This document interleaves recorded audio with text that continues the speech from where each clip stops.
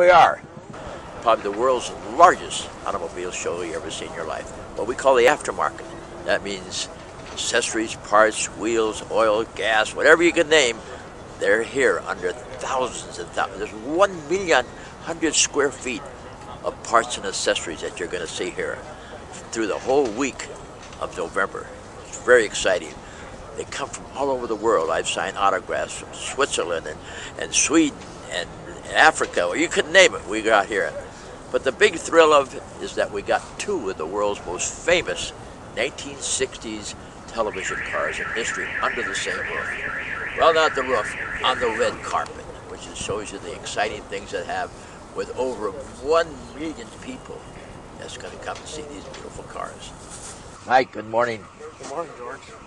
Mike Gray from Advanced Restoration in Sacramento, California, took the time to restore these two beautiful 1960s movie and TV cars to be presented here. And we're going to kind of walk around and talk about the many new things that he added to it, which is sound systems, all kinds of mechanical engineering that we didn't have in the 60s. Let's start with the Monkeemobile. As you can see, it's a GTO from 1960, but Mike's added a lot of new innovations to it. Well, one of the things is the hood needed to be functional for today's standards, Yeah. to be able to show the car off. In the 60s for the TV show, the hood didn't need to be functional. The car was always moving. But now the car is set as a premier car, so the car has to be exposed to the public to see all the different effects that George and a lot of the early engineers, Dean Jeffries and Dick Dean, did. So revealing the engine was a big part of building this car. Okay, we're gonna pop the hood and give you an idea of what Mike's done here. Okay. And you notice, look at all that beautiful engineering and chrome and the latest unique parts. Now we have some Edelbrock equipment here, don't we? Absolutely. And some of the other... Underneath the non-functioning blower is Edelbrock intake manifold, carburation, and a whole lot of parts people don't see. But everything actually functions in throttle position, so it appears to be fully functional. We call those the butterflies. They're actually intakes for the fuel to go in through the supercharger down into the engine compartment. And that what gives you that extra power that was engineered by Hilborn and many of the guys that do the power and muscle cars that you see today.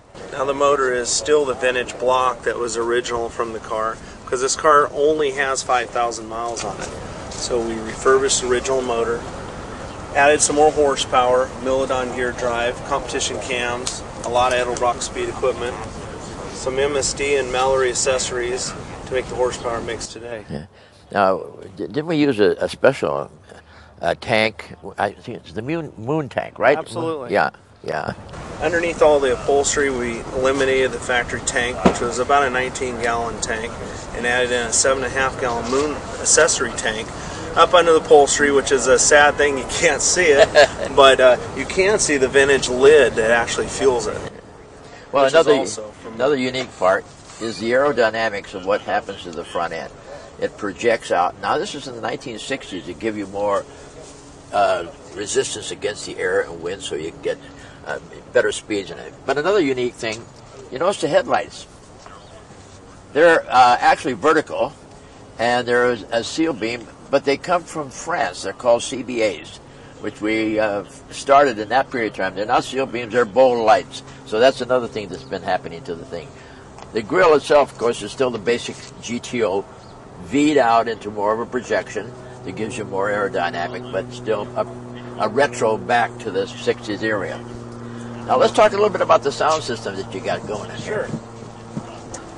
One of the main parts to this car was, being that it is a rock band vehicle, is a sound system, which is provided by Arc Audio, installed by a young man of Car Audio Innovations. It features an Eclipse pop-out screen, Blackmore rear screens, and some of the latest Arc and Fuchs design amplifiers, which also some of Arc's premier sub-speakers.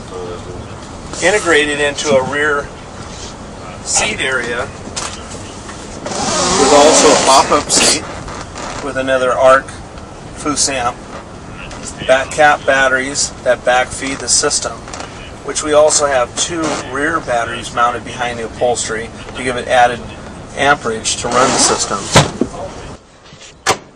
The things that it rolls on, the tires and the wheels, these are the original Cragars that we had at that period of time. Today everything's going to 19-inch, 22-inch, 34-inch wheels and tires and low profile. This was set back to the original time that we had at that period of time. And it's hard to even find tires and wheels that are in that period because everything's gone into the new type, way up into the bigger size wheels and everything. But Mike had to search out the Cragars to get the original spokes and designs, and they're recessed to be traditional for that period of time. So that's another thing that takes a lot of time to do. One thing that's very important with this vehicle is retaining the originality of the look. A lot of things have been changed and updated versus the mechanics and the sound system and appearance value because this vehicle is built 40 years ago. But what's very important on this car is retaining what was originated by the original creators, which were a great group of guys, Dean Jeffries, Dick Dean, and George Barris, that kept this car around for 40 years. What we have done here is brought the car back up to today's standards and drivability, but the originality of 40 years ago. Yeah. Another unique thing that Mike has got, handwork is very important. You'll notice that the name Monkees is gold leaf. To get gold leaf is actually a leaf itself that's a gold leaf. That's why they call it gold leaf. But it's hand swirled. That means you take your finger and you put it in a piece of suede and you twist it, and that gives you the spiral effect. That takes hours to be able to make all of that to become. What was the young man's name that? Mike Klein's out of Sacramento did all the gold leafing. He has been doing stuff for over 50 years, and he is one of the best gold leaf artists I've ever seen. Very well known in the industry of doing striping and lettering, but gold leaf I think is one of his high points here. Yeah. And another thing that a lot of people notice as they walk by, they seem to get a reflection from the paint. And that is because this is, again, another new innovation from the days that we had in the 50s and 60s, which was nitrocellulose. But this is another type that Mike here is a guy that's a perfectionist to spray. Tell us a little bit about that. This finish here is a little new to the market, but it's been out for a few years, and its product name is CLV acrylic urethane, made by PPG. And what this finish is a wet-on-wet environment. There's no time span in between coats. It is a come back, spray it wet, and you come back and spray it wet again. There's no clear coat, there's no induction time, but you can color sand rub it to a very deep finish. Gus, in the old days when I had to do nitrocellulose, because PPG in those days was called Ditzler, and we would lay maybe 10 coats, color sand it, spread another 10 coats, color sand, another 10 coats. We'd get 40 coats of paint in the nitrocellulose and color sand in between before you can finally rub it. And it wasn't wet on wet. It was dry because we had a color sand in between. So that shows you the difference between the period of the 50s and 60s that we had to what Mike is doing now, which we call wet on wet. And when it flows out, it just looks just like a mirror all the time, which is very interesting. The finish does. It comes out of the gun. If you are very equipped with a proper booth and spraying equipment, you can spray it out how it's going to look with very little color sand and rubbing. But the main thing that's very important with this is longevity. This finish won't separate, peel, or have any fracturing. Also, it feels like plastic. You felt this car. It has a very chip-resistant ability with it. Another thing we'll notice on the interior, the young group of perfectionists and craftsmen that has reduplicated this interior to the original color. A little bit more about that too, Mike. Well, the finish in the interior, I wanted to retain the originality. Alone, it does have the speaker system installed, but the top and everything's off the original design. The top is also a little brighter than people have seen because it was a tan finish in the original days. I felt the white give it a better reflection with the off-white is just so much better because it works in combination with the red too. And another thing that somebody would like to see, around to the rear, which has got projection of a unique back end, but I think something that was very interesting at that period of time when we filmed and they took off, we had the monkeys driving the car down through Griffith Park, and we popped the parachutes, which is a deep chute, right? Absolutely. And in this car, it was part of the body design. But the parachute that was in this, at that time, the vehicle was sponsored by Kellogg's, so when it projected out, it said Kellogg's. It was a big start of the early era of advertisement.